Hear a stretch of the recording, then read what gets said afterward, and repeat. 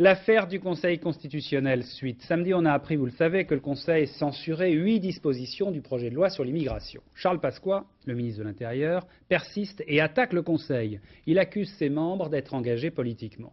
Une opinion qui d'ailleurs n'est pas partagée par tous à l'intérieur de la majorité. Nous allons y revenir. Mais ce qu'il faut dire tout de suite, c'est que les attaques contre le Conseil constitutionnel ne datent pas d'hier. Elles ont eu lieu à toutes les époques. Jean-Baptiste Prédaly rappelle. Ils sont 9. Réputés sages, ils veillent sur la Constitution de la République, ou plutôt, entre autres, sur la conformité des lois votées par le Parlement à la Constitution.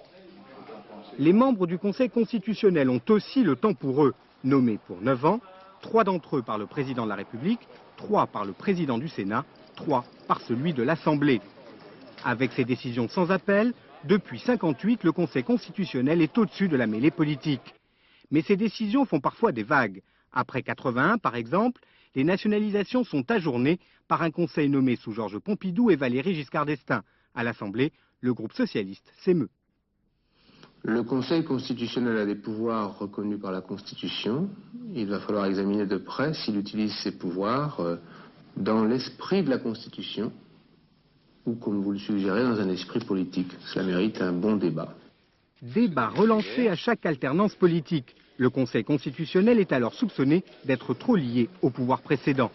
Depuis 1974, les parlementaires peuvent saisir le Conseil sur les lois votées.